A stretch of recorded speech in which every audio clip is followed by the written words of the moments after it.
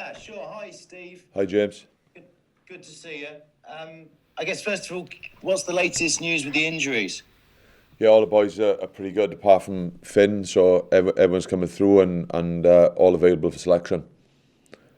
What's the prognosis with Finn Russell then?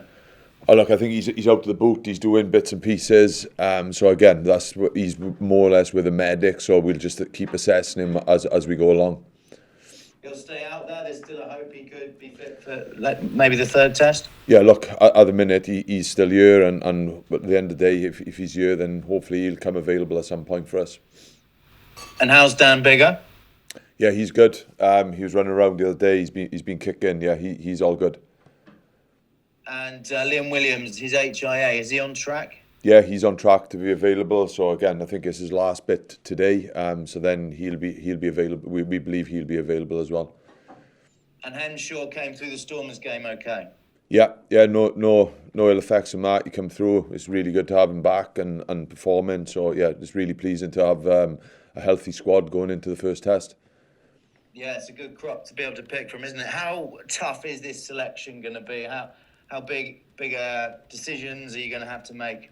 Oh, look, I think there's going to be massive decisions. There's going to be a lot of, well, you could say unlucky players, but they represent the Lions. And I think we had initial selection meeting last night, which was a long one in fairness, just like covering all bases. A lot of people have put their hands up. So, yeah, it's a great place for us as coaches to be. And there'll be probably bits of disappointment, but I believe within this squad there's such a tight connection that everyone will be geared up to winning that first test, whether you're in the 23 or not. And how did that selection meeting go? Were you largely agreeing on names? Did you narrow it down to a certain number? It was. Look, it was probably it was a good hour and a half, maybe a little bit longer talking. So it was a good initial one, and we were coming clearer and clearer as we went along, and we'll confirm that up, and then Gats will announce at an appropriate time. But yeah, it was one of the toughest things I've been involved in because so many people have put their hands up in terms of putting their best foot forward. When will the players find out?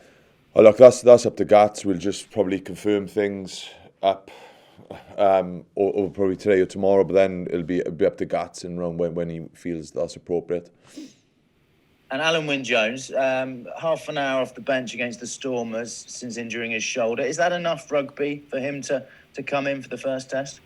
Yeah, I believe so. I think Al, historically, he does some pretty special things, and I think he come back from the autumn of the Six Nations last year, not off the back of a lot of rugby. Look, he's fit, he's ready to go. And I think, like it was only 3 weeks ago, you see the training he's been doing. He keeps himself in absolutely great shape, so there'd be no issues there. With a player like him and maybe some other players, do you go on their pedigree, on their test pedigree and their track record as much as the form on this tour?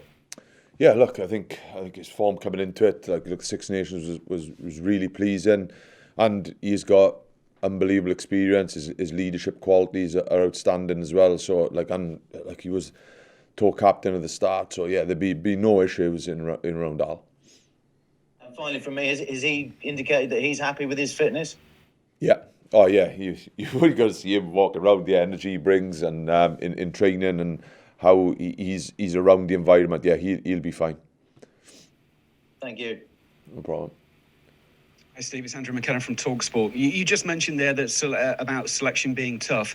It should be tough though, shouldn't it? You've got 37 of the best of the Northern Hemisphere players. It's almost a case that every single player should be able to stake a claim, shouldn't it?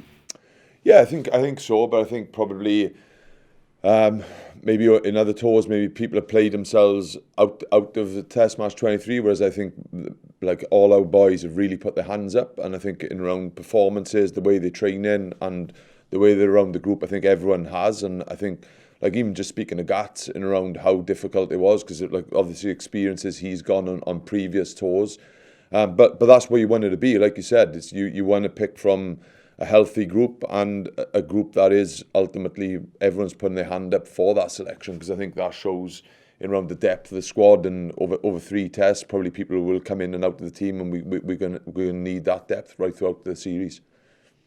When the Bulls game was called off a couple of weeks ago, there was talk about it maybe being rearranged. Looking at the calendar, that probably would have meant playing tomorrow night, I would guess, because that was the only available spot. Can you maybe speak about how much of an advantage it is not to have a midweek game going into the first test, that you can concentrate solely 5 days all about next Saturday?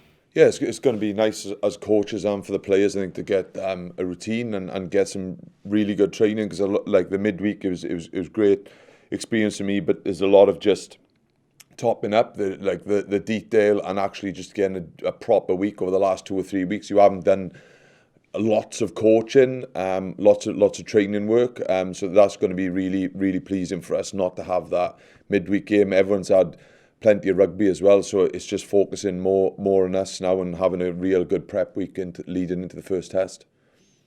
And the South Africa A game showed up a couple of work-ons. I've heard a couple of former players, though, say that they felt all of those work-ons were relatively straightforward and can be put right in a couple of sessions. Do you feel that that's happening? Yeah, I think so. I think it's like the tour. You come together. You got 2 weeks before Japan, then you leave. Then you got midweek games. So I think it's constantly building. You can't give all the information out. You can't sort of get everything right straight away. So as the games are going along, there's little things we need to tidy up. And from South Africa A, we wanted to tidy up little bits and pieces, and it's a constant work in progress. And hopefully we'll be right and raring to go on Saturday. Thank you, Steve. No problem. Steve, hi, it's Michael Corcoran here. I'm just wondering, in a 3-test series against a team like South Africa, the importance, and can you talk about the importance and significance of the opening match this coming weekend? Yeah, look, I think it's obviously the opening match is massive, and you get that feeling within the group now how big it is, and you all want to get off on the front foot and hopefully take that lead in around the series. So we know how big it is, and we know how important the start is of a series to hopefully get out in front. And can you talk about the competitive nature of everybody within the squad, how everybody's pushing each other? Because as Andrew said there, I mean, you've got the best of the Northern Hemisphere there, people who are used to starting, and everybody wants a starting shirt. Yeah, look, I think it's real positive for us, and I think the connection within the group, I think like people will park the disappointment, and if it's the opposition plays or whatever it is, they'll be helping their mate out. You see that connection, and I think the truest test is now in around the first test. But I believe that sort of competition is only holding us in a real good spot going forward, and at some point probably throughout the season, like there'll be changes, there'll be injuries, so we've got to be ready. And I think the important thing is we believe as a collective we're really tight, and and I think that's going to come out in force in around this week, and especially when there's disappointment, parking that and just helping everyone get prepared. And you've seen that right throughout the tour, and I believe that will continue. And can you talk about the challenge that you're expecting from South Africa? Do you have to, in one respect, almost expect the unexpected, given the fact that they tend to be that little bit unpredictable at times? Yeah, look, I think there's the element of historical, how they've been over I know there's not a lot of rugby since the World Cup, but then you look at the A game, you look at the Georgia game, you look at the Bulls game, there's definitely things that are consistent from the World Cup. But then, like I said, I think they're a super talented group as well, and you have to expect the unexpected. And you look at something could happen around Colby, you got Mapimpi to come back in, look at the back line, anything could happen, and you've got like a big forward pack. So as much as there's that real brutality around the way South Africa want to play, they've got talented group across the page, and there could be something, a little bit of variety to pop in at some point. And just a final question from me, you're talking about the competitiveness amongst the group of players, but from a coaching perspective, I mean, this must be one of the biggest challenges as a group that you've ever faced. Yeah, it is. It's look, it's exciting, it's nervy at the same time, and like at the end of the day, in around Lions tours, it's definitive of winning series, so we know how big this is, we know how much it means to players, supporters, everyone back home, and we will be doing our best in around preparing the group to get on the front foot on Saturday. And like I said, for me personally, it's massive. Being involved in a test series like this is huge, and we just want to come out to the right end of it. Cheers, man. Thanks very much. Hi, Steve. Will from the Mail here. How's it going? Hi, no, very good, thanks. Good. Yeah, just on an admin point to check. Have you finished your selection now from your perspective, or is there still calls to make over the next few days? Yeah, look, I think it's just confirming. Like we said, we had a fairly, well, it was really robust, and at the end of the day, the time flew by. I know we probably over an hour and a half, just under 2 hours, it just flew by and around the selection and talking about it. So there's probably one or two things to confirm up, but the majority is probably done.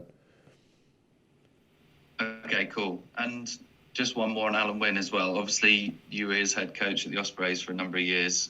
What do you remember of those days about him as a guy off the field and also on it? I mean, he's been an iconic player for a number of years now, hasn't he? But where he's grown into this sort of leadership role with Wales and the Lions is pretty extraordinary. Oh yeah, look, it's like obviously playing with him, coaching him. I feel really privileged to have that. Like, and he was the captain the whole time. I was the head coach. Like, outstanding. The way he's on the field, the standards he drives, the intensity he drives in training is unbelievable. Then away from the training environment, you only got to see through having an injury like that against Japan. I think 99% of people ain't coming back, and probably may have given up at that point of injury. But I think that tells its own story of Alan Wynne as a person, as a professional athlete. He just never gives up, and not only never giving up, but actually the professional detail that goes into it, the recovery process, the rehab, prehab. Yeah, I haven't seen anyone like him in around being that professional, and the lengths he takes it to is pretty unique, I think. Not to preempt your selection, but if he is involved, he'll be the first professional era Lion to play 10 Test matches. Pretty ridiculous, isn't it? I think the last one was Graham Price in the 70s and 80s, so that's a decent achievement for him to tick off too. Oh my God, yeah, unbelievable achievement. And I think, like when we're speaking about his professionalism on and off the field, I think you only get to achieve something like that is not only playing well, but how you look after yourself and how, like, even just mentally keep driving yourself on, tour after tour, international after international. I think it's special achievement, but you've only got to work with him for like a couple of days, and it comes out in force and around how he is and how driven he is to perform and get the team on the same page. Thanks, Steve. No problem. Steve Jones here. Hi, Steve. Can you just explain how easy or how difficult it is to form a defensive plan to absorb Faf de Klerk?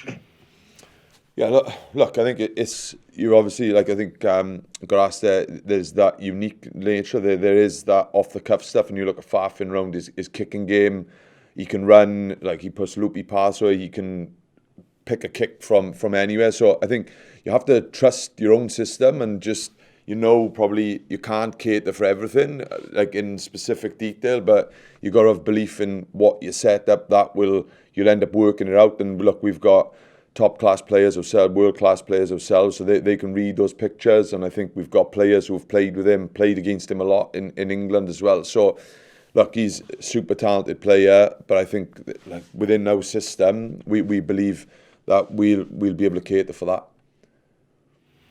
Okay, thank you.